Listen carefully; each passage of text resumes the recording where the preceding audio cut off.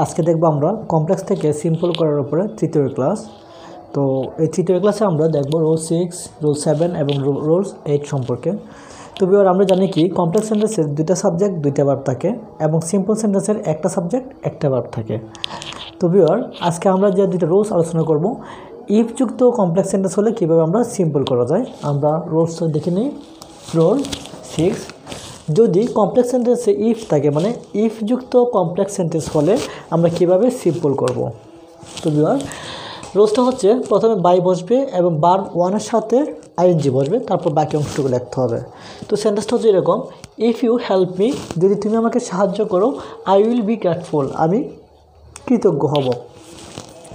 তো আমরা জানি কি ইফ যুক্ত কমপ্লেক্স সেন্টেন্স হলে প্রথম বসবে কি, প্রথম বসবে বাই বসবে, আমরা বাইটা বসে নিলাম। তারপরে কি করতে হবে, ভার্বের ওয়ান সাথে আইএনজি। এখানে ভার্বটা হচ্ছে হেল্প। মনে রাখতে হবে ইফ যুক্ত কমপ্লেক্স সেন্টেন্স হলে ইফ থেকে শুরু করে সাবজেক্ট পর্যন্ত মানে ইউ পর্যন্ত এই অংশটা উঠে যাবে। অর্থাৎ প্রথম বসবে বাই, তারপর বসবে ভার্বের ওয়ান সাথে আইএনজি। তো ভার্বটা কি আছে হেল্প, তার সাথে আইএনজি দিলে কী হবে, হেল্পিং, অবশ্যই এটা হবে হেল্পিং। তারপরে ইফ ইউ হেল্পিং মি, বাকি অংশ লিখতে হবে আই উইল বি গ্রেটফুল।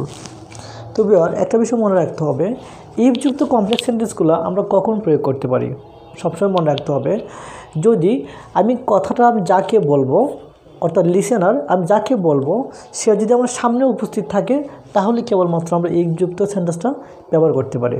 যেমন আমি তাকে বললাম কি ইফ ইউ রিড অ্যাটেন্টিভলি, যদি তুমি মনোযোগ দিয়ে পড়ো ইউ উইল পাস, তুমি পরীক্ষা পাস করবে। তুমি যদি মনোযোগ দিয়ে পড়ো তাহলে তুমি পরীক্ষা পাস করবে। এটা আমি তাকে কখন বলতে পারি, যখন সে আমার সামনে থাকবে। এখন ধরে নাও আমার সামনে কোনো ব্যক্তি নেই, আমি তো তাকে বলতে পারবো এই তুমি যদি না পড়ো তুমি পরীক্ষা ফেল করবা বা তুমি পরীক্ষা পাস করবে, অবশ্যই না।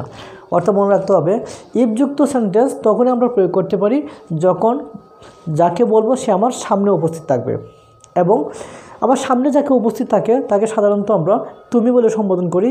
এই কারণে ইফ যুক্ত কমপ্লেক্স সেন্টেন্সের সাবজেক্ট অলওয়েজ হয় ইউ হবে। মনে রাখতে হবে ইফ যুক্ত কমপ্লেক্স সেন্টেন্সের সাবজেক্ট অলওয়েজ প্রথম হবে ইউ হবে। তো আবার দ্বিতীয় sentence, if you read attentively you will pass in the exam. তো প্রথম লিখতে হবে কি বাই, ভার্ব হচ্ছে রিড, রিডের সাথে কী লিখতে হবে আইএনজি, বাই রিডিং। প্রথম বাই লিখতে হবে, ভার্ব ওয়ান সাথে আইএনজি লিখতে হবে, তারপর বাকি অংশ কী আছে অ্যাটেন্টিভলি, তারপর বাকি অংশ লিখে ফেলতে হবে। আশা করি বিষয়টা বুঝতে পারছি।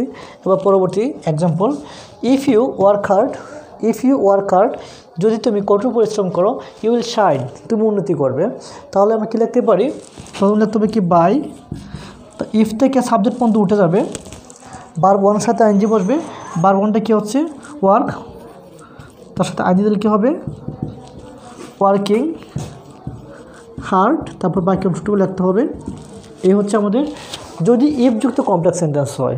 তো ভিউয়ার একটা বিষয় আমাদেরকে মনে রাখতে হবে, ইফ যুক্ত কমপ্লেক্স সেন্টেন্সটা অ্যাফার্মেটিভ হতে পারে আবার নেগেটিভ হতে পারে। এখানে কিন্তু ইফ আছে কিন্তু সেন্টেন্সটা কিন্তু অ্যাফার্মেটিভ, এখানে কিন্তু নট বা নো নাই, সে কারণে সেন্টেন্সটা অ্যাফার্মেটিভ। বাট যদি ইফ যুক্ত কমপ্লেক্স সেন্টেন্স নেগেটিভ হয় তাহলে কিন্তু আমরা এইভাবে করতে পারি না। তো আমরা দেখে নিই ইফ যুক্ত কমপ্লেক্স সেন্টেন্স যদি নেগেটিভ হয়, অর্থাৎ ইফের পরে সাবজেক্ট বসবে, সাবজেক্টের পর ডু নট থাকবে। ডু নট মানে হচ্ছে সেন্টেন্সটা হচ্ছে নেগেটিভ। তো যদি নেগেটিভ সেন্টেন্স হয় আমরা কীভাবে করব এখন আমরা দেখে নেব। তো আর খেয়াল করি, ইফ যুক্ত কমপ্লেক্স সেন্টেন্সের পর যদি নেগেটিভ হয় মানে ইফের পর সাবজেক্ট তারপর ডু নট থাকে, প্রথমে লিখতে হবে উইদাউট। মনে রাখতে হবে প্রথমে লিখতে হবে উইদাউট, আমরা লিখব কি উইদাউট, তারপরে ভার্ব ওয়ানের সাথে আইএনজি। এখানে ভার্বটা কি আছে রিড, তাহলে এর ভার্বটা কী হবে রিডিং, উইদাউট রিডিং, তারপরে বাকি অংশ উইদাউট রিডিং অ্যাটেন্টিভলি,